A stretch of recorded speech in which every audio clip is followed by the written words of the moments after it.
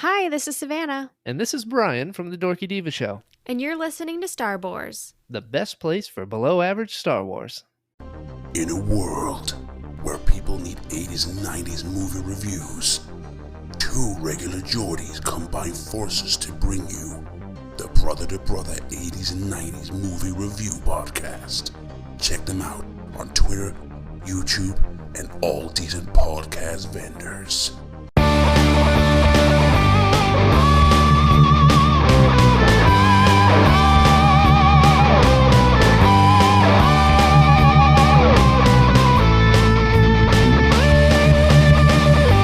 Welcome to Star Wars, best place for below average Star Wars.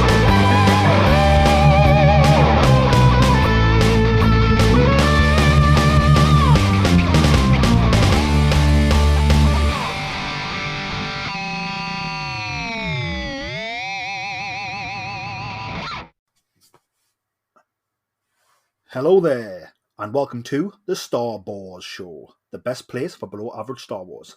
I am the Geordie Jedi Pete. I'm Kat Reesielka. And I'm Jason Hondo Ling. And we've got some bugs in the system there. Is it the Jawatika stealing our microphones? Maybe. Are we going to buy them back clean? Maybe. We're here to talk Obi-Wan Kenobi, Episode 1. Kat, how excited are you that we've finally got this Kenobi show here? I am so excited. I mean, actually, it was one of those shows that I actually wasn't like super excited for the first episode because Obi-Wan has never been my favorite Star Wars character. I think he made a lot of mistakes. And this first episode just absolutely blew my mind. I thought the storytelling was on point, and Ewan McGregor has completely embraced Obi-Wan's character. I actually think this is his best acting as Obi-Wan. I think you hit the nail on the head. We talk about sort of storytelling being sort of fantastic. I think we get that from the very beginning, where we get the sort of the beautiful recap of the prequels and, you know, this whole trilogy that happened before the events of this series. I thought the recap was beautiful. I thought, you know, it really dives into that Obi-Wan Anakin sort of relationship.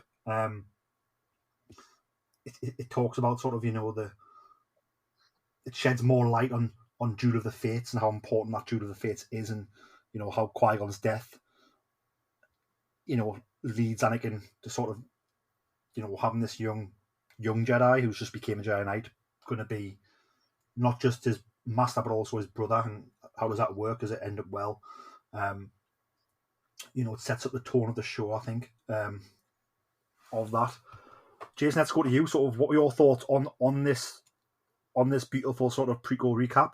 It was something I was not expecting, but once it came on, I thought, hey, this is beautiful, this is masterful, and this is really simply executed to like the best it could be. Yeah, it was like they expertly put the story of the prequel trilogy into what was it, about 30, 40 seconds, something like that, maybe a bit longer. It just seemed to fly by, but it brought you right the way through. So if you go into Obi-Wan completely blind, I think you get such a taste that you can then tell where the story's picking up from. And you know, it was the perfect introduction. And then obviously the way the episode began for me was the opening sequence in the Jedi Temple for me was actually beautifully shot. It was it was just, yeah, it brought us straight into where we are in the galaxy far, far away at this point in time. Yeah, I think you hit the nail on the head there. I think, you know, this whole recap, you know, it sort of it dealt with sort of Palpatine grooming Anakin's fall, the tragedy of it. I think there's something poetic about the opening sequence after the recap, where we see, you know, this beautiful shot of Coruscant in the evening in the Jedi garden area of the Jedi, and we see the younglings training with their master, And then obviously chaos ensues with Order 66. And I think, we see these children sort of deal with the tragedy with the Fourth of Jedi, and it's almost like what we were like as well. Certainly, me and Kat, as sort of young people at the time watching the prequel trilogy. Um, Thanks. Sort of our age group watching it. I know Kat came in with the Force Awakens, but I think our generation who watched the prequels, sort of seeing that tragedy fall, sort of like it has a sort of hidden meaning for that. Kat, what were your thoughts on the recap and the opening sequence? It was really interesting because we've never really had like something that before for Star Wars, and it worked so well to have the prequels distilled down into sort of those key moments that defined not only Obi-Wan's character but Anakin's as well. And it flowed so well, and the mixture of quotes then in the background from Yoda, Qui-Gon, it was beautifully tragic, and I think if anything it only added to the cinematic vibe of this episode. I don't know what it is about this particular episode, but I don't know, it felt more cinematic to me than The Mandalorian or The Book of Boba Fett. Yeah, I think that the director of photography has done a fantastic job of setting this up to be like as beautifully shot as the prequels were. It follows sort of that sort of look, and it is sort of very beautiful, and the landscape seem huge, even though it's some of it's still set within the stagecraft and in the volume set that they have at Lucasfilm. It does seem to be a lot broader and wider. Let's dive into that opening sequence. We start off with, as I said, rooftop Coruscant garden on the Jedi Temple. Younglings are sort of meditating, doing a bit of yoga type of exercise, and then clone troopers, live action clone troopers, come through the door blasting. The Jedi Master who's teaching them sort of goes to defend the younglings. They end up sort of racing through the corridor. You can just see tragedy around. The Jedi falling to the sheer numbers of the clone troopers, the 501st. Anakin's in there somewhere. We don't see him, but he's in there somewhere leading this onslaught onto the Jedi Temple. And then finally the Jedi Master gets shot down, and the younglings, gather around her, and they say, "What now?" And they sort of say, "We have to run." Obviously, a lot of thoughts got into who these Jedi younglings are and how one of them could be the Inquisitor, third sister Reva. I think one of them is Reva, the third sister. Jason, let's go to you. Sort of, what was your thoughts on the death of this Jedi Master and just how tragic this scene was at the end? Yeah, this to me was what we needed to see to show the devastation of Order 66, and also how, obviously, the effect on the younger Jedis that obviously potentially are going to appear in Obi-Wan, and obviously you're going to need to, the audience needs to be able to know, if you're coming in fresh, why these Jedi are hiding. Um, there's one thing that with this entire thing, and I don't know, I think I've noticed it in the films as well. What is it with stormtroopers that when they get shot, they have to twist their bodies around so that they then face the camera before they have their death scene? It just seemed that every single one was sort of blasted and turned just so that they could be seen on camera. But I don't know, it made me chuckle as I was watching it.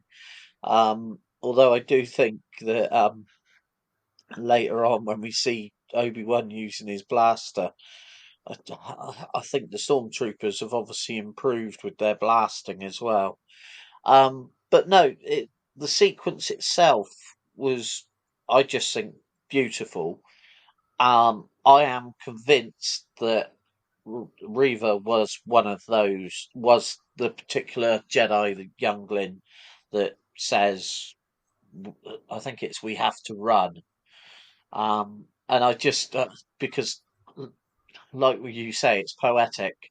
characters and scenes are always there for a reason in Star Wars. And also characters quite often have a very simple place because they're going to appear later on in the saga.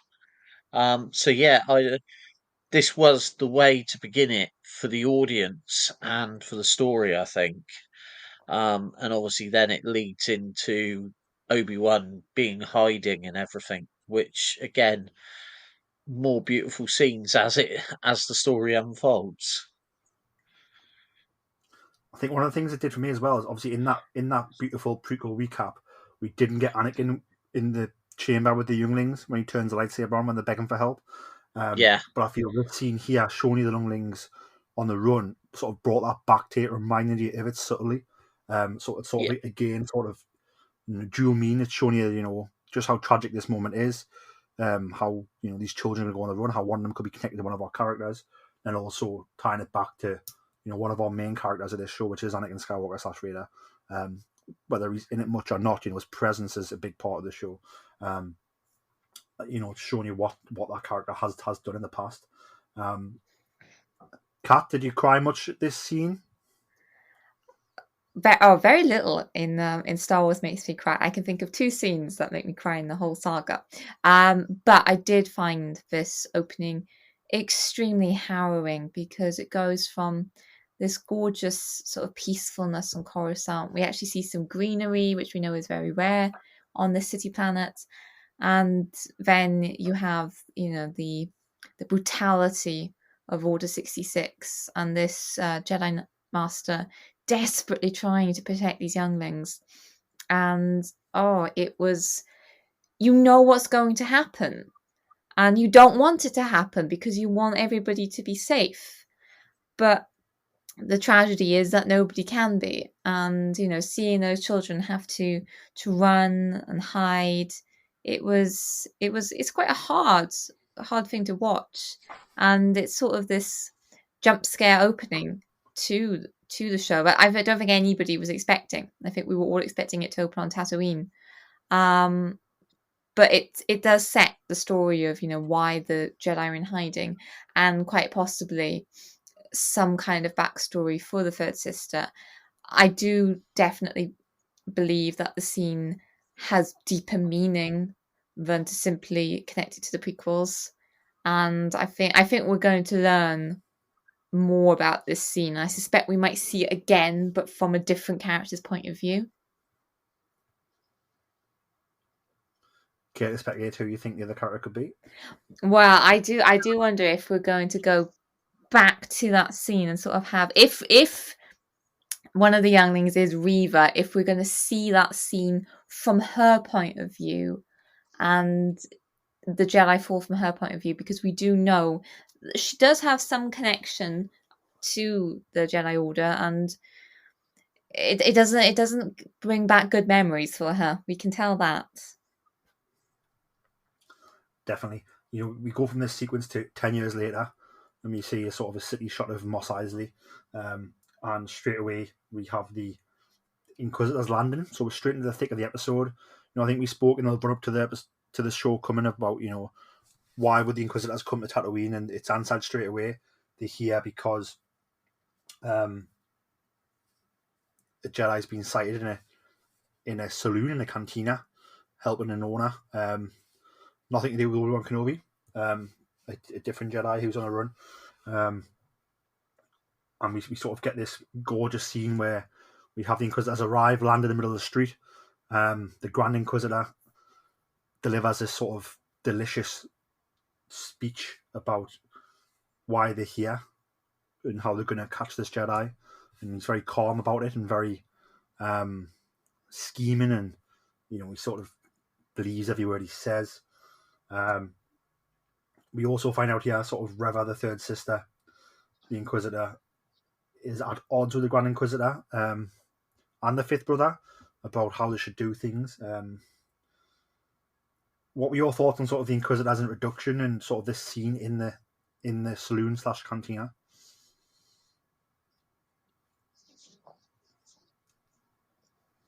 I'm gonna come in here and possibly make a comment that people won't like, but I still don't like the Grand Inquisitor.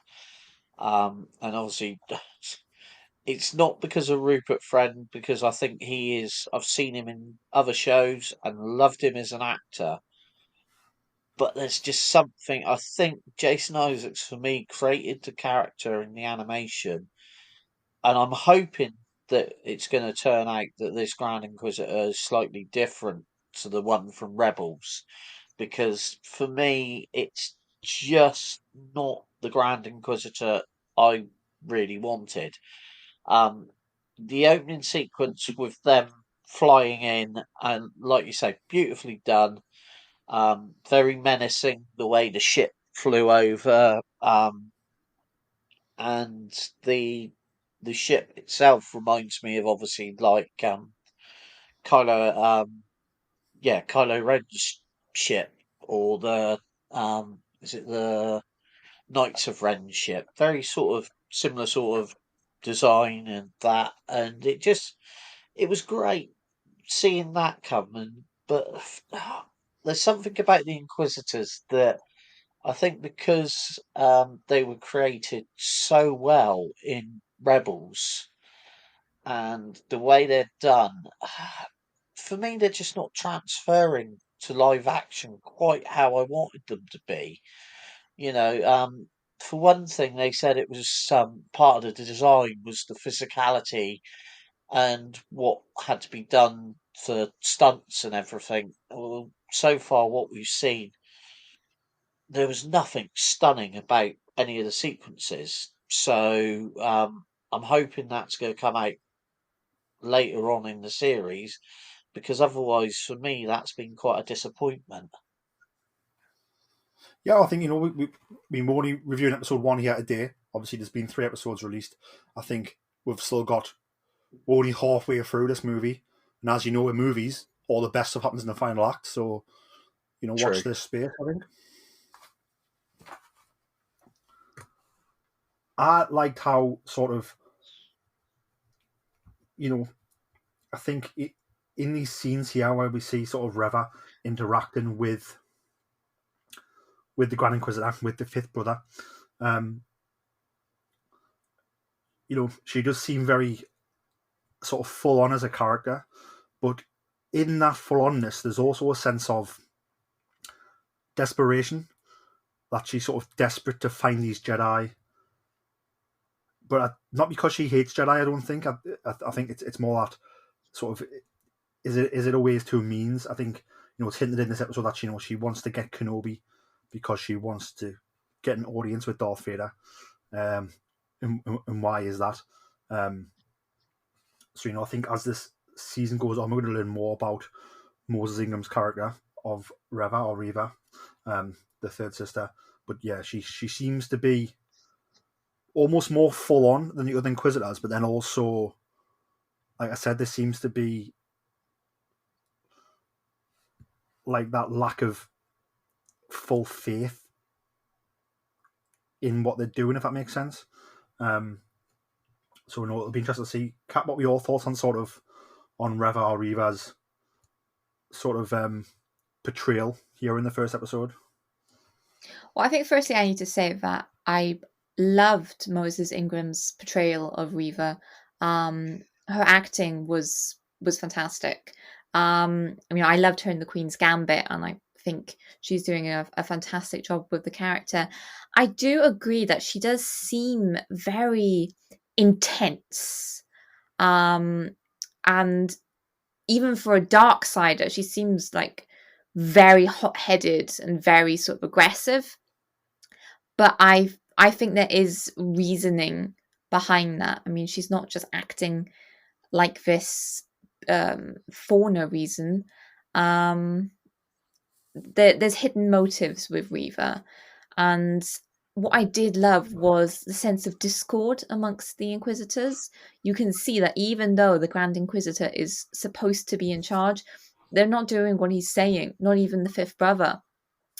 And I think it's sort of hinting at the reason the rule of two exists is that amongst Darksiders and Sith, they just they can't get along. They because they're all power hungry, and because they've all got their hidden agendas, they're always butting heads with one another. What I actually, and that's one thing I actually noticed about both the fifth brother and Reaver, is they're not actually Sith, they're just Darksiders. So I don't know if that's sort of got some kind of hidden meaning for Reaver, in that she's not a fully fledged Sith. I don't know if that's going to play out at some point, or if that maybe is why the Grand Inquisitor has such distaste for her. You know, because she's not like a fully fledged Sith, he won't warrant her the same level of respect that he would perhaps like the second sister or the seventh sister. So yeah, I Possibly. think And I think you bang when you're saying about there's definitely something underneath Moses' performance where there's something we haven't learned yet, but it's lingering under the surface, and we're going to learn it as the series goes on, about sort of why is she doing what she's doing, and sort of why is she being so intense. And I think we're going to get those reasons. I think there's a lot of character left there to develop this series. I think it's going to be this story's about Anakin and Obi-Wan, Anakin and Vader, but we're also going to see some of that story through this young woman's eyes, whose life's been affected by both of them and their battles, and is continuing in the series to be affected by their battles. Go ahead, Jason. I actually have a bit of a theory that I wonder if by the end of the series, the character of Reva is going to be redeemed somehow, and I wonder if that is part of what this, part of the reason why if we suddenly got this Inquisitor that's actually been given a name, because obviously from what we know of the Inquisitors in the past, we've never really had a name. It's always been, a brother and a sister, and whichever number they happen to be. So there's something about this character, like you say, and for me, I've got no problem with Moses Ingram. I actually, her intensity for me, I think because I already believed once I'd seen that first scene and then saw her character, I made the jump to that youngling is that Inquisitor very quickly. So I sort of, for me, I've sort of thought, right, this youngster's been on a journey. Then with the comments that have been made, that obviously she's considered not quite worthy of the Inquisitors. For me, her intensity is she's trying to prove herself. And I think, as a youngling that's been displaced, if that is what plays out, that makes perfect sense to me. She's trying to prove that she can survive, and she's seen something that a lot of other people wouldn't even dream of seeing. So that's obviously going to have had effect on her. So personally, and the fact that there's been a lot of discord over Moses Ingram and the character of Reaver, I think is completely unplaced. Because I think she's doing a fantastic job. And for me, she's one of the characters that actually stands out. Yeah, she's definitely like the third lead in this series, behind sort of Anakin and Obi-Wan. I know Anakin's not been in it much, but like I said, his presence is all over this, and his relationship, and but she's definitely the third most important character in the series so far, is what I'd say. And I agree. I think she is the Padawan we see. So either this youngling, she goes on the run, lives a life for a couple of years, finally gets captured by the dark side and gets turned into Inquisitor, or maybe she's captured in the temple there and then, and becomes a dark sider there and then. But it's one of those things where she's obviously trying to prove herself very fast and very quickly and very aggressively, which is what all Darksiders want to do. So it's the best way to get attention. But for me, I think this is down to Moses' performance, which is fantastic. I think the motives aren't there yet, which is what we don't want to know that yet. We want to learn that when the storytellers decide to tell us that, down the line. But I think, is it because she wants to be the right hand of Vader? Is it because she wants to replace Vader? Or is it because she wants Vader to Freya from the Inquisitors. Like, I'll give you Kenobi, then you set me free so I can just get away from all of this. I should never have went to Jedi Or Temple in the first place. And I think all or of those options are powerful. could I chuck in a fourth option Of course you can. that she is actually almost a double agent, and that by proving herself, she's attempting to get closer to Vader so that she can take him out for his crimes against the Jedi. And I've got a fifth option. She's doing this to protect somebody, and she's going to bargain with Kenobi for somebody else's life. Quite all very good options. And I think there's something that we're going to learn. Could be a couple of things, could be one thing, but I think I'm excited to see where the story takes us and where Moses' performance takes us, because so far it's gripping and we can see the cracks, we can see there's something there deep down. And when they decide to show us that, I can't wait for sort of the shock value we're going to get in the series. Moving on from that, we then sort of see Tatooine, the dunes, Obi-Wan Kenobi going about his daily business. He's working on a sort of a meat farm. Is this some sort of crashed space beast like a Purgle, or is it left over from when Tatooine had an ocean? For me, if it was left over from when Tatooine had an ocean, the meat wouldn't be fresh. And it looks like it's got like a crash line where it's crashed in the sand. Yeah, What's your thoughts, Jason? yeah, I'd agree with you on that. It it's a strange sort of creature. It's the whole scene for me is and the whole build up. You've got this giant creature there. Obviously, we've seen in like the Mandalorian with the crate dragon and how they all feasted on that, and it instantly brought that back to me. Seeing that creature, obviously it wasn't a crate dragon, but then what other creatures are there on or above Tatooine? But it's the way that they've sort of set up this factory right beside it and have started processing the meat. I thought, and obviously then Obi-Wan secretly wheeling away a little piece of meat just so that he's got some food.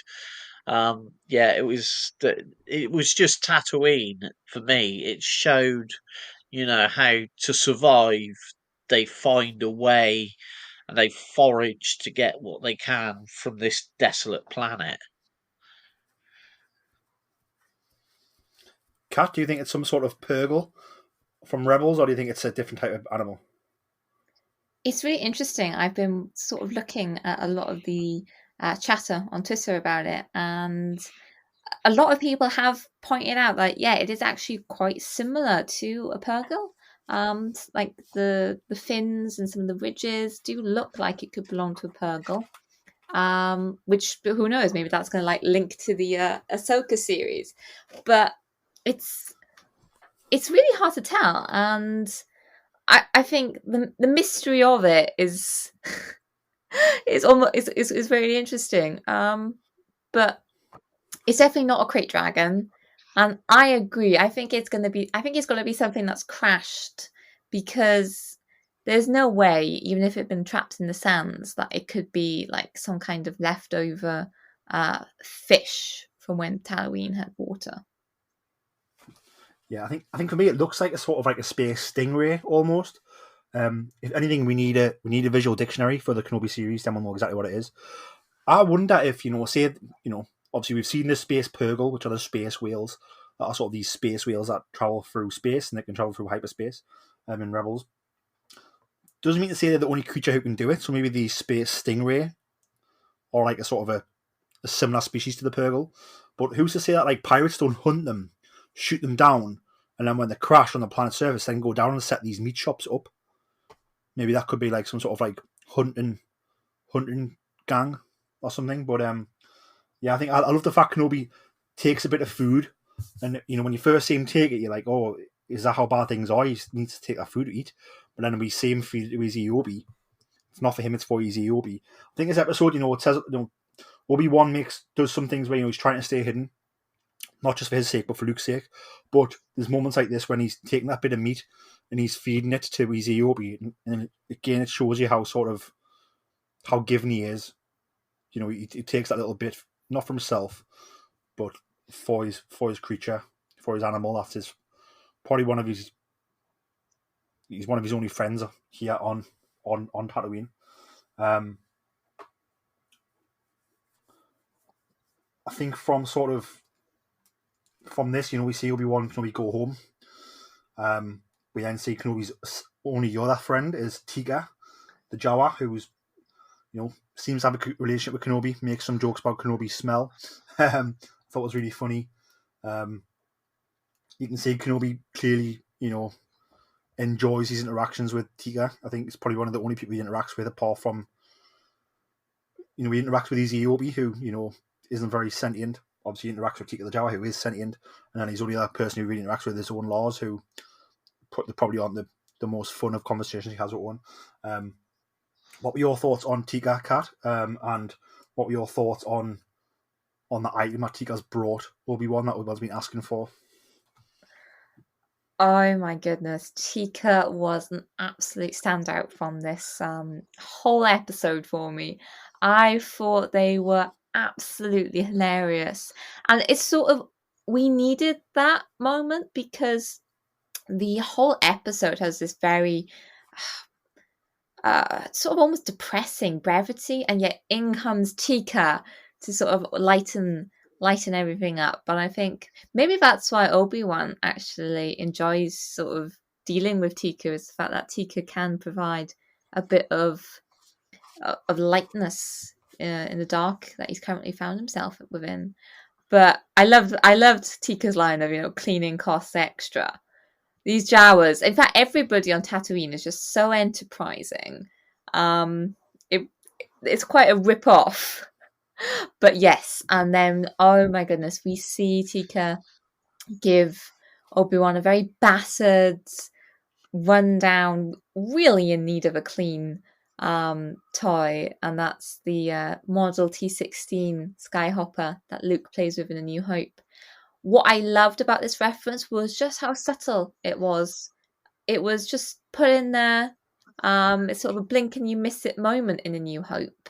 And it's just this lovely callback to that moment. And to know that what Luke was playing with actually was a gift from Obi-Wan long ago, when, Obi-Wan hardly had any money to be spending on toys, which feels really close to the truth right now.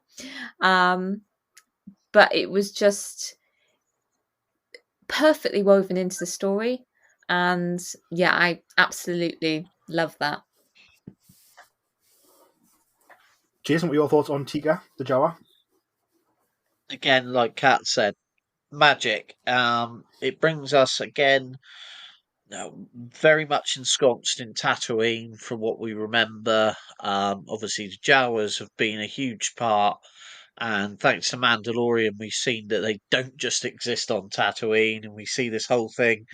I've actually got a couple of friends that are Jawas, and every time I see a Jawa, I can just imagine these people in their costumes just having fun. And anyone that's met the Jawas knows that that is the big thing with them. They are a lot of fun.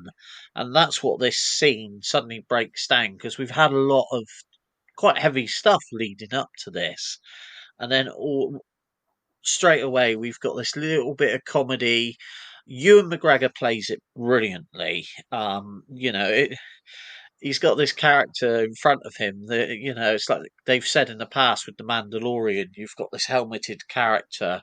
There's no expressions. You've got to react, but you can imagine the noises that they were probably making on set and the fun they probably had doing this scene.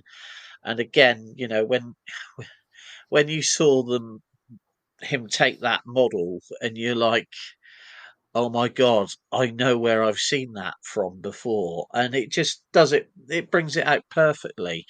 For me, that scene was one of the best scenes to bring you into the world of Obi-Wan. And obviously, then we've got where we see him when we meet him in New Hope, obviously living out in the desert. And you can now see where he's come from the Obi-Wan that we leave at the end of Revenge of the Sith to the Obi-Wan that we meet in A New Hope. So yeah, any scene with a Jawa in it just is going to be good for me. Yeah, I think the humor was fantastic. The humor of, you hear the Vaporator sort of having problems in the background. Obi-Wan's Moisture Operator. The Jawa says, "Oh, you got problems?" And Kobe says, like, "Yes, I've had this part stolen." And the Jawa's like, "Oh, I've got the part here." And obviously Kenobi's like, implies that the Jawa's stolen it. They make a joke about the Jawa says, "I can clean it for you, but it's extra." And Kenobi sort of goes along with it because, again, I think he enjoys this. He enjoys his interactions with Tika. He'll settle for Tika stealing the odd thing for him. A, for the interactions, and B, Tika's found on this toy.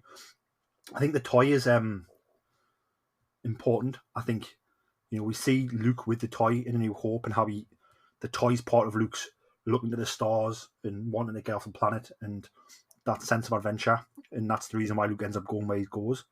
So I think it's Obi-Wan trying to breed that in Luke. Like, you don't need to be a Maisha farmer. Like, he has a toy spaceship. He has a toy speeder. Imagine what the future can be. You can go anywhere. So I think that's Obi-Wan trying to breed this in Luke from a young age by giving him this toy. I think Obi-Wan's cave, I think he's done it out quite well. It's like humble beginnings. Like I said, he hasn't, later on in New Hope, you see Obi-Wan's house. He has a house, doesn't have that yet though. But I like the fact, he has a Moisture Operator. Inside he has his little food operator set up. He has his little bit outside where he goes and sits and eats. He has his little hook for his bag. And obviously we see sort of Obi-Wan go to bed this evening and have sort of dreams, nightmares of Anakin turning, and not just that, but where Anakin started to where he ended up. And we see Obi-Wan sort of wake up and sort of asks for Qui-Gon. So, it's sort of hinting that Obi-Wan's aware of his other mission is to try and make contact with Qui-Gon. As for how often he tries it, we don't know, and does he know how to try it, we don't know. But he's aware of it, but he's not really getting any good results. What were your thoughts on Obi-Wan's nightmare/dreams cat and them calling out for Qui-Gon? Oh, like I said, I mean, when it comes to Obi-Wan's character, I've liked him, but in one episode, my heart broke for him, and now I feel so many feelings for poor Obi-Wan.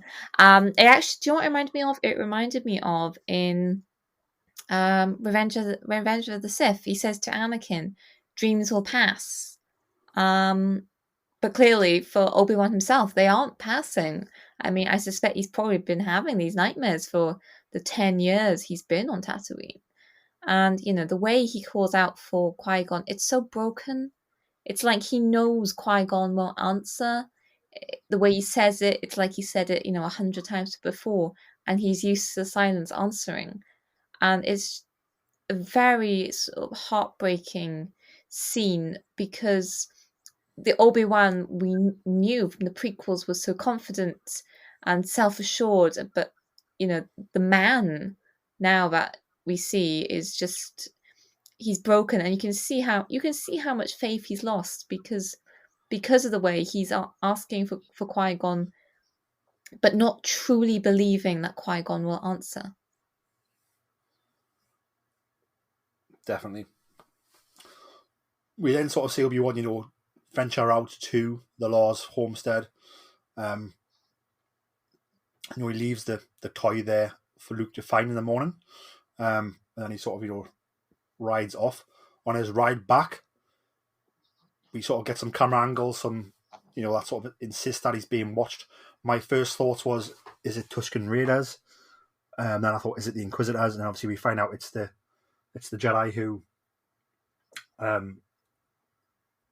the Inquisitors have come to Tatooine looking for. And this Jedi has noticed Obi-Wan Kenobi. Jason, what were your thoughts on this sort of, on this scene and also the interaction between Obi-Wan and the Jedi? Yeah, the Jedi Nari. Obviously, we've already seen him escape the Inquisitors. So, as you say, the whole sequence as he's riding back and You can tell he's being watched. And like you, I was thinking, oh, are we going to get Tusken Raiders here? Are they going to try and ambush him? And yeah, and then obviously it was when he steps out of the shadows and calls him Master, because obviously he's recognized Obi-Wan Kenobi. So obviously at some point he's seen him at the Jedi Temple, you would expect. Um, could he have been one of the younglings that we saw? I doubt it, but it's one of these things that you've this character knows who Obi-Wan is, and even though Obi-Wan clearly is being caught out, he still insists, "No, my name's Ben." Um, and it's almost quite shocking to see him turn his back on this young Jedi. And obviously, without Obi-Wan's help, he's going to be in a very precarious situation. But at the same time, Obi-Wan's one mission is to keep Luke safe. So therefore, he cannot allow himself to be caught out. So it's clear he wants to get away from this Jedi as quick as possible, so that he doesn't get caught by anyone. Again, I you think and you've got to. McGregor. Yeah, I think you've got to look at where this takes place. Kenobi's not long left the Lars family homestead, yeah, and then this Jedi's yeah. coming caught and close to it. So I think, had this taken place further away, maybe I think he'd still be, no, I'm not going to help you, but he might give him better advice. But I think, in this moment, Kenobi's very much like, hang on a sec, like we're right next to Luke Skywalker. Yeah. Like this cannot be happening right here, right now. No way, no way can this be happening right here, right now. Definitely it's and it is his mission. He's protecting this young boy, and it's played out brilliantly. And I think Ewan McGregor, you can see in his face that he's torn, that he does want to help him, but he's got to deny who he is. Which is obviously, for someone, the character we know of Obi-Wan Kenobi is this great Jedi Knight from the prequel series. Now we're seeing him that he's realised he's had to completely throw that person away for the sake of Luke Skywalker. So yeah, I love this scene. I think it showed again great acting from Ewan McGregor, but also how much this character is willing to give up to protect Luke Skywalker. Definitely. I think we did miss it. So I think, this other character, this Jedi character, the Inquisitors were alerted to him because he helped the saloon owner in Mos Eisley. Reva throws a knife at the saloon owner, and the Jedi sort of stops it with the Force. That's how they find him. Yeah. The Inquisitors sort of let him go, which I think sort of makes sense, because I think they don't want to kill him. As we've seen in Star Wars Rebels, they like to sort of, and with the game Jedi Fallen Order, they like to capture Jedi or good side Force users and interrogate them for, any other locations of Jedi. And also, if they can break them, these people could be future Inquisitors as well. So sort of that going on as to why sort of they didn't kill him there and then. But yeah, Obi-Wan tells him to essentially go and bury his lightsaber in the sand, and try and live a normal life without avoid detection. I think the Jedi mentions the war, and he's like, "The war's over. We lost." And I think this Jedi is quite young. He's in his 20s by the looks of it. So he would have been a kid. So he would have been either a youngling or a very young Padawan when Order 66 happened. So he managed to survive, didn't even get away. But I think Obi-Wan lived that war hugely and knows what was lost. So I think you really feel in One's voice when he says the war's over, we lost. I think it's the fight is over, we've lost, is what he says, and you can really feel that in his voice. Kat, what were your thoughts on sort of Obi-Wan's interactions with this Jedi here in the desert? This whole scene reminded me a lot of the Obi-Wan we see portrayed in the Star Wars comics and Obi-Wan by John Jackson Miller, in the fact that we've got Obi-Wan in hiding, and he's having to deny all of his past and his connections to the Jedi. that's why he's got the name changed to Ben, and you can see how hard it is for him in this scene to not be compassionate, to not show empathy. He's going against everything he's ever believed in. He's already a broken man from what's happened on Mustafar, and having to do that, you can see it's breaking him even more. It's sort of tearing him up because it goes against his moral code, it goes against the Jedi code, but he has to protect himself and he has to protect Luke. And you can sort of see the defeat in every line of his posture, and then he just tells Nari to deny who he is. And Nari doesn't want to do that. He sort of still believes in the Jedi. And he's trying to sort of insist that to Obi-Wan. And it's sort of that young sort of flame of passion of still believing in the Jedi Order compared to Obi-Wan's war weariness. It was sort of this big contrast, and yeah, it was such a well written and well performed scene. I think that really drove home just how far actually Obi-Wan has fallen himself. Definitely. I think from this scene we sort of go to Alderaan, and we sort of see the other child of Anakin Skywalker, Princess Leia Organa. I love sort of all of these. There's a couple of sequences on Alderaan where we see Leia, and she's quite a cheeky and very mindful young girl, thinking for herself on a lot of things, very insightful, making decisions. We sort of see her struggling a bit with the sort of the lifestyle of a royal family member of Alderaan. We also see though just how sweet moments she has with her foster mother and with her foster father, Bail Organa. Kat, what were your thoughts on sort of these Alderaan sequences on us getting to know Princess Leia? I am absolutely here for all the Leia content. How they managed to keep this sort of so quiet and out of the trailers, it just came as such a huge surprise. It's like, oh, that's Alderaan. And I absolutely loved little Leia. The way she's sort of running off, getting into trouble, wanting to watch the starships. She felt a lot like Luke, but at the same time, she felt so much like Anakin.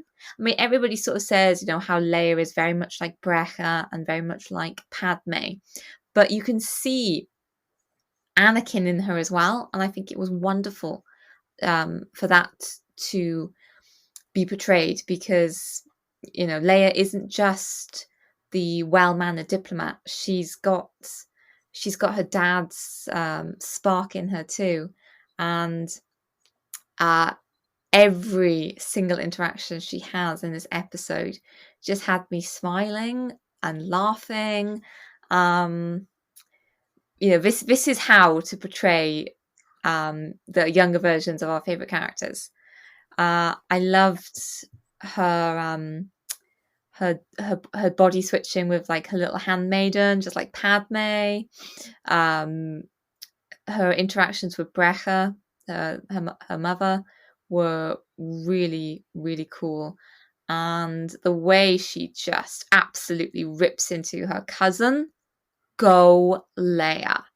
I think actually that could be a sign that she's using her force powers without even knowing it, because she's almost being like an empath. She's sort of feeling and almost getting into the thoughts of the other characters. And I think that's like her force powers subtly coming through, which allows Leia to sort of be the diplomat she is. But yeah, a little cool fact for anybody who's watched this scene is that the wine Brecha and Bale are drinking, along with everybody else at the party, you'll notice is blue, and that's because on Alderaan they drink a certain wine called Tonneray, which is blue, and that was first introduced by Claudia Gray in the book Bloodlines, and yeah, that's where it comes from. I think you bang on. I think she does use the Force to read her cousin's been a little bully, and she sort of fights back with sort of some home truths about her cousin, and you can see it is the way her cousin reacts. She's hit the nail on the head with what she's saying, and I think she has used the Force to sort of not read his mind, but to sort of got that intuition. And I don't think she's done it on purpose, but I think it's just her Force abilities has been used there without her sort of even realizing, almost like a sort of subtle subconsciously being used, which I think is pretty good. I think I'm really glad that, for me, obviously we're going to find out at the end of the episode that, you know, there's a lot of talk in the build-up. What could get Obi-Wan Kenobi to leave Tatooine? But of course, the only thing that could get him to leave would be the children of Anakin Skywalker, which is one of them is going to be the reason. I love how in the build-up they were sort of waving one hand over here, showing you Uncle Owen and Beru and Luke. And obviously, while we were all gobbling that up, the best thing is they were sort of on the other side when no one was looking. They were doing all this Alderaan stuff, which is good because it means when I watched this episode, when we went to Alderaan, I literally went, "Oh wow!" And then I also went, "This makes perfect sense." And I'm so glad I didn't know about it going in, because it's been a lovely surprise, and it makes perfect sense. The reason why he would leave, this is the only other reason why. So Leia ends up getting kidnapped. She often runs away from her parents and hides in the woods. Obviously, it's nice and safe in the Alderaan woods, but someone's been watching, following, seeing what she actually does. Actually played by Flea, who is the bass player for the Red Hot Chili Peppers. And she runs off into the woods here after an argument with her cousin, after being asked to sort of apologise to him. She runs into the forest to play. She ends up getting captured. She tries to get away. In the sequence of that, reminded me of Rey training in The Rise of Skywalker. Yeah.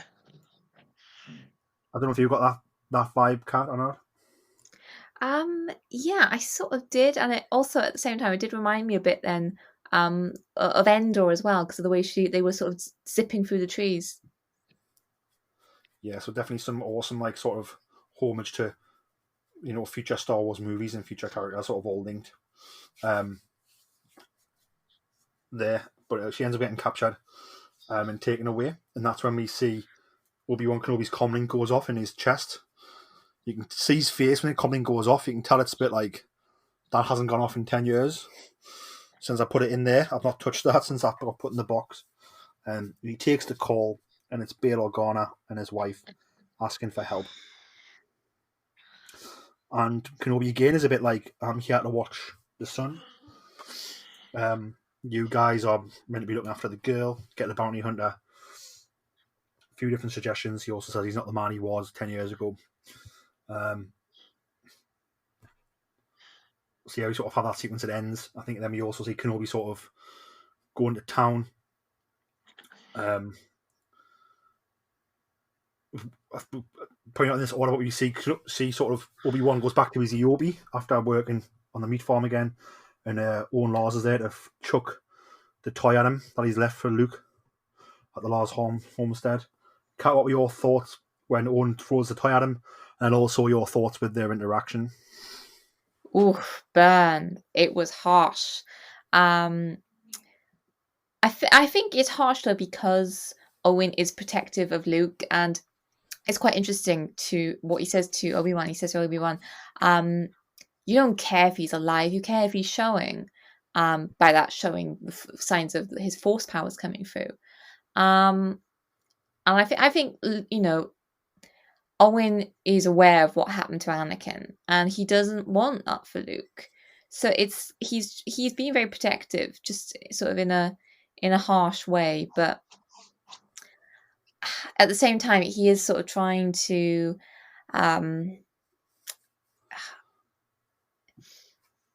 isolate Luke, because, you know, a starship toy would make him dream of the stars and something outside of Tatooine, and Owen doesn't want that for Luke, possibly because Owen himself doesn't have it. He wants Luke to be, a hardworking farmer rather than a dreamer, which we know doesn't work. But yeah, it reminded me actually. There's again another scene from the comics where Owen says a very similar line of "Haven't you killed enough Skywalkers?" Which is reminiscent of the way he says, "Like you trained his father."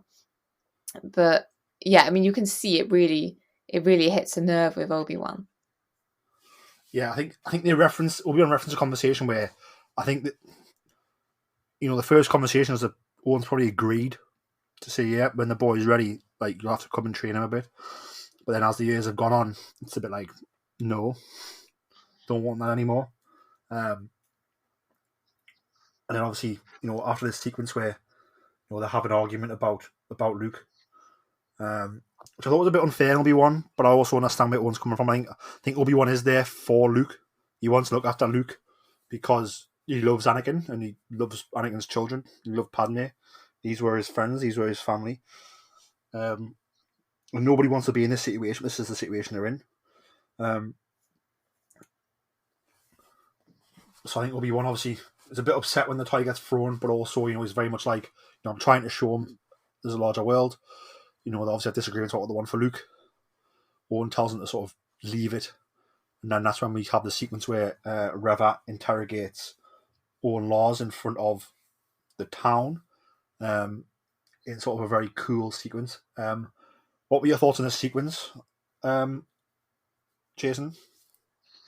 Can I just rewind a bit because this whole thing, the whole sequence so far, I think, has brought in and finally given two really good actors a chance to shine. First of all, Jimmy Smits and his interactions with the young Leia, I think, are some of the most beautiful scenes that we've seen in this entire first episode.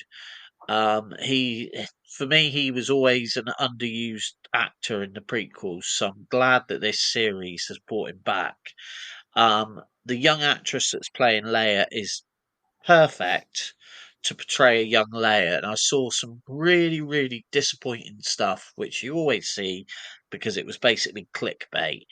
But straight away, because of comments that Kathleen Kennedy made about not recasting characters, they said, "Oh, but they've recast Leia."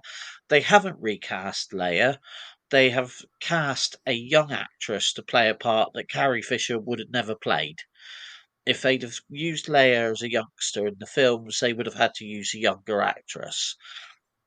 And what they've done is they've cast a brilliant young actress who, for me, and like I've seen the photographs, when you see her in the outfit that she had her handmaiden dress in, it's very reminiscent of the costume that Carrie Fisher wore. I think it was in Empire.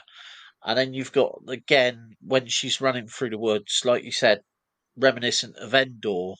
It looks almost like Carrie Fisher from Endor. So they've created this character, and the young actress I think shines in this. So I'm really pleased that Lucasfilm allowed this to go. And like you say, perfect sleight of hands. They had us looking at Owen and Beru and Luke, and then all of a sudden, the real reason he leaves is because he has to go and rescue Leia. And like you say, he's hesitant to do this. But then the interaction with Owen Lars is is perfect. Suddenly, Joel Edgerton gets a chance to play the younger Owen Lars, and again, you can see him perfectly. Then, almost, I believe that he was the younger version of the older man that we then see in A New Hope. And again, it goes to show that they've picked some really good actors, and Lucasfilm are really good at picking good actors. Seeing the bit with Jimmy Smits and I can't remember the actress's name that plays his wife Becca, it's perfect. They work well as a couple, and you can generally see that their love for Leia is a concern. So obviously now Obi-Wan's got all of these parents showing them the concern for the children that he wants to protect. But like you said, then we get this interrogation scene with Owen Lars, and you're on edge because you're thinking, is Obi-Wan going to have to step in and reveal himself? But at the same time, Owen Lars, you suddenly see this character that you thought was a simple moisture farmer trying to protect his family, and then you suddenly see he's a very strong man trying to protect his family, and he shows a resilience that a lot of people wouldn't see. And so then I think that the character we've seen in A New Hope is perfectly built on.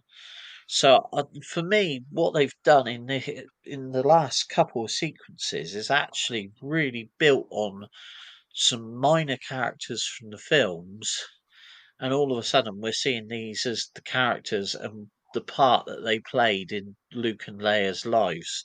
So all in all, I think Deborah Chow has done a brilliant job in this one first episode in bringing us back to the original trilogy. Definitely. Let's go to you. Obviously, after the sort of the events we just talked about, the Inquisitors, sort of leave Tatooine after they've, well, I mean, Kenobi comes into town and sees that the Jedi's hanging from the streets, so they've caught him.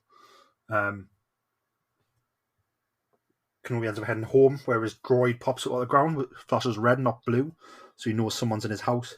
Yet there's his house or his cave quite sort of slowly, and there's a hooded figure, which, could have went, is it an Inquisitor, is it a Jedi, is it a ghost of Anakin? Who knows? But it turns out it's Bail Organa. He's gone there in person to tell Kenobi that he needs him. Tells Kenobi that, we've all made mistakes in the past, when he let it go. And he reassures Obi-Wan that he's the only person he would trust with his daughter's life, which is a really nice moment. And, tells Obi-Wan he needs him, essentially. And this is going to get Obi-Wan back in the fight. Sort of, what were your thoughts on Bail coming to Obi-Wan in person, and then also what Obi-Wan does next about going into the desert, about finding the lightsabers, and then about boarding the transport ready to go find Leia? Obi-Wan needed Bail. I don't think he realized how much he needed Bail to turn up until Bail was there, turning around in his fancy Alderaan cape. At this point, of the episode, I think Obi-Wan believes, because he's fallen into this mundane routine on Tatooine, because he's failed Anakin, and when he sees Nari, which, by the way, is like one of the darkest scenes, I think, in Star Wars, to see a character like that. Obi-Wan, he thinks he can't protect anybody anymore. He thinks that Luke is like his only shot at redemption, because he's failed so many times. He's sort of become scared, I think, to leave the routine he's in, because he believes that he's just not cut out for the galaxy anymore, because he's hidden himself away. And then, Bail comes in and is like, Obi-Wan, toughen up, you're still a Jedi Master at the end of the day. And, the way he says, about Leia, she's just as important as he is. Oh, say it louder for the people in the back, Bail. Loved that line. And the way he says, you're the only one I would trust with my daughter's life. Beautiful callback there to Rogue One. And I think then Obi-Wan starts to realize that, yeah, he is the only person that Leia could truly rely upon, because, if a bounty hunter figured out her force powers, she'd be sent right off to the Inquisitors. So I think he realizes the precariousness of the situation, and that Leia needs a hero. She needs a Jedi Knight. And then he sort of goes out into the desert and does a reverse ray. He finds the lightsabers he buried. I did wonder when I first watched the scene of how he actually knew where exactly in the desert they were, because all around him is just sand. There's no marker. There's nothing. But then I thought on the second viewing he could probably sense the kyber crystals through the Force. But I think that scene, whilst he reclaims his lightsaber, it's also another moment of pain for him, because right next to his lightsaber is Anakin's lightsaber, his brother's lightsaber. And, with that lightsaber comes so many memories. I mean, the last time he saw those lightsabers together before burying them was when he was fighting Anakin. So there's so much story written into these scenes, and not all of it is spoken. There's all these references and subtle connotations, and this I don't think they could have ended this episode better than the way they did. Yeah, I think you hit the nail on the head with all of that. I think next we sort of see Kenobi goes to the spaceport on Mos Eisley, and you can see him sort of humming and hawing about that go or not. He's changed his attire a bit. He's not dressed like a Jedi, but he's wearing a robe that's a bit like the Jedi.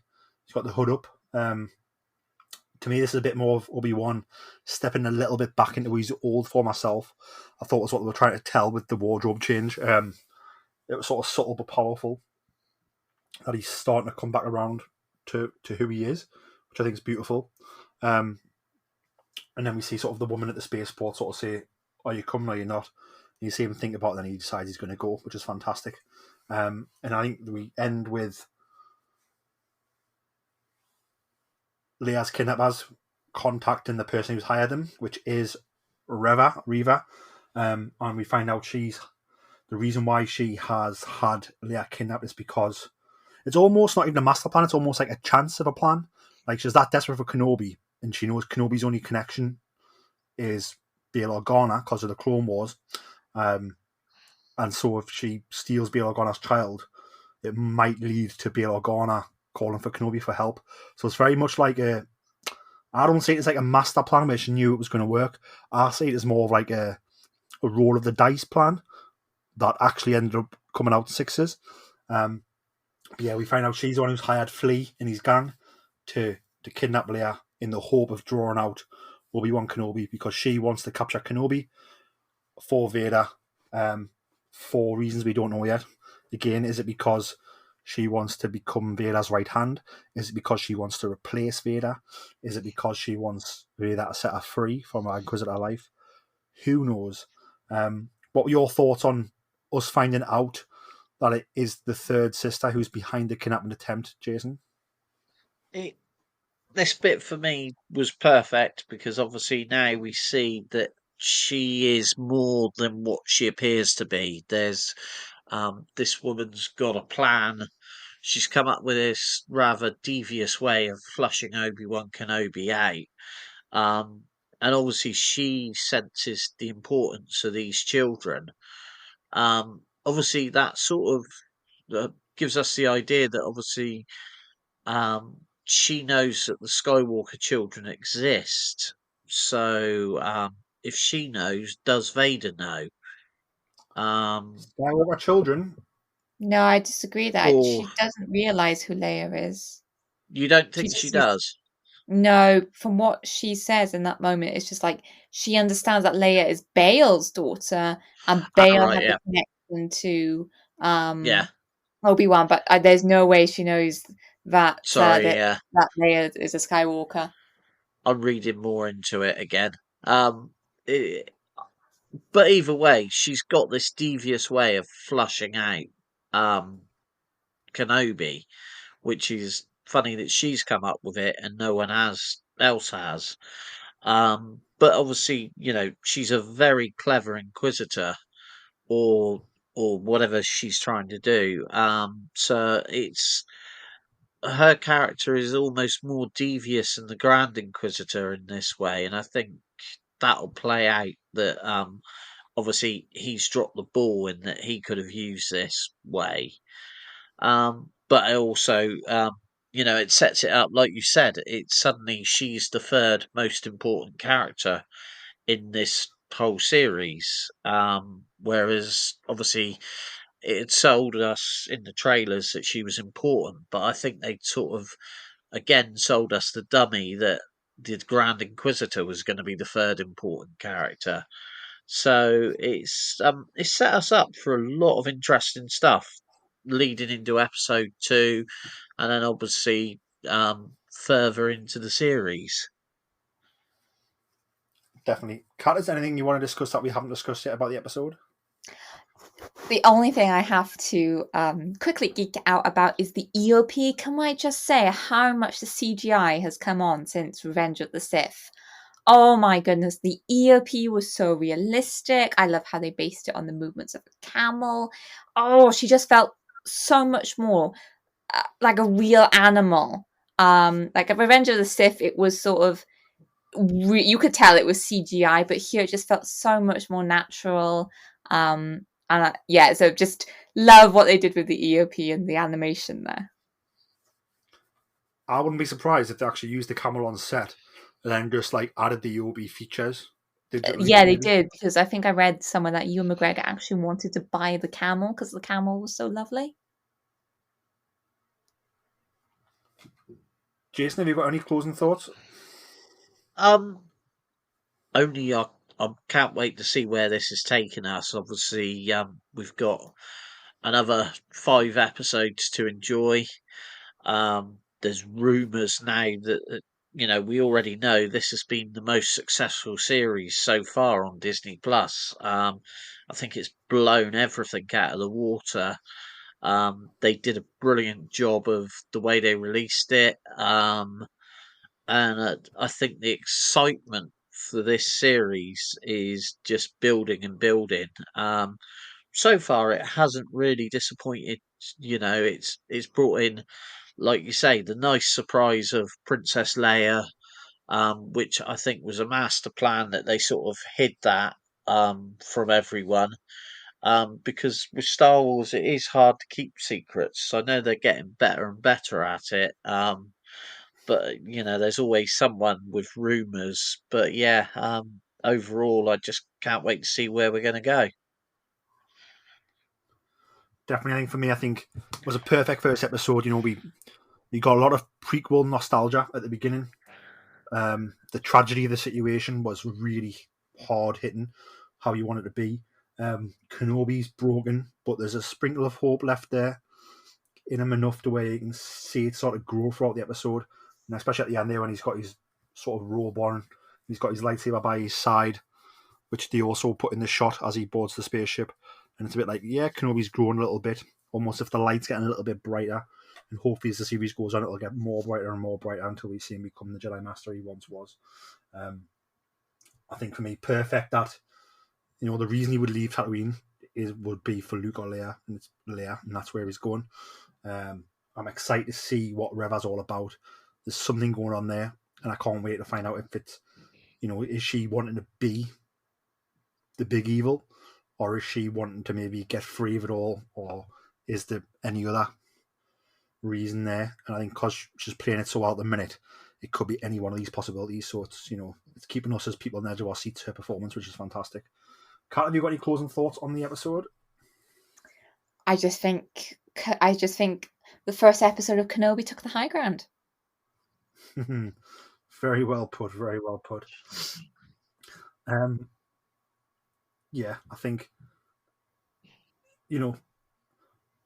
appearances from sort of legendary cast. We had Bail Organa, Jimmy Schmidt's back as Bail Organa, who I thought was fantastic. Obviously, we've seen him in Rogue One, but he was back here again, just fit straight back into the role perfectly. I thought, Joe Egerton in his own laws, absolutely fantastic. Not too much to do here, but the bits he did do was fantastic. I think, the show is going to go from strength to strength, especially as it goes on and we, as Vader gets introduced and, we learn more about Reva's backstory. It's only going to get more and more exciting. Jason, if you've got no other further thoughts, do you want to let the people know where they can find you on social media? Oh, do you know what? It's been so long since I've done this, I almost forgot. It's at Hondo Ling, or obviously at Jason Ling Photography. That's probably the best way to touch base. Definitely. And Kat, any closing thoughts, and where can people find you on social media?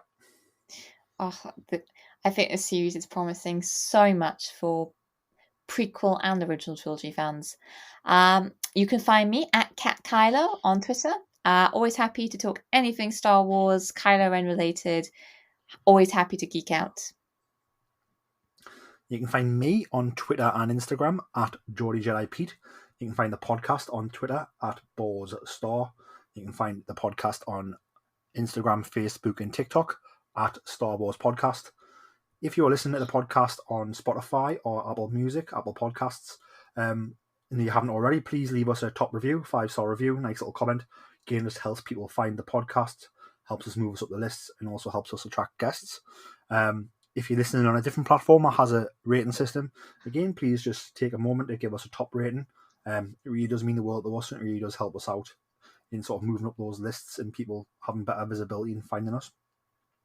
But yeah, that is all from this episode of Star Wars. I hope you've all enjoyed the episode. I hope you're all enjoying Kenobi. Obviously, plenty more Kenobi reviews to come. May the Force be with you all. And remember, always tell that to Kanja Club. Hello, Star Wars listeners. This is Savannah Odit. You might know me as host of The Dorky Diva Show with my co-host Brian Balance.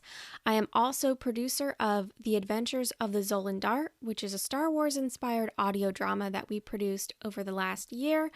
If you love stories about smugglers, courage, heroic characters, and maybe a few foes along the way, you should go to thedorkydivashow.com and listen to The Adventures of the Zolan Dart today. Shout!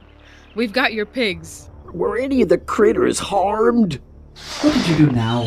I didn't do anything. I just freaked out for no reason. It was nice doing business with you again. Maybe next time we could deliver something less temperamental. Now, what you call temperamental, I call fun. Hey, is there a place nearby where I can make some repairs?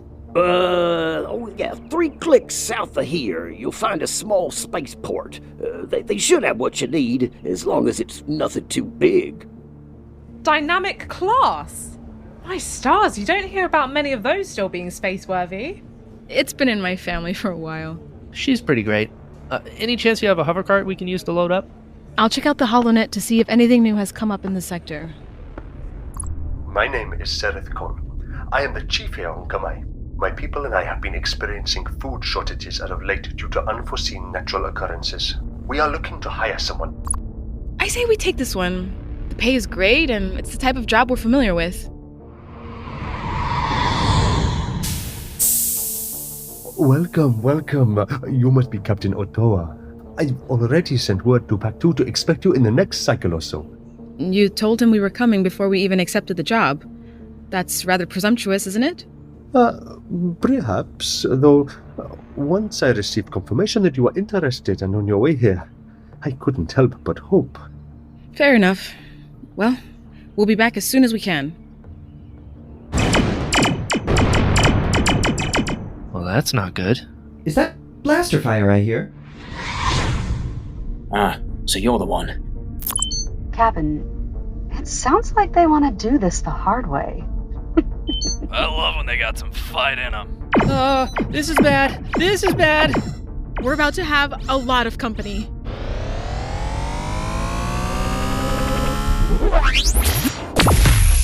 I'll see you soon.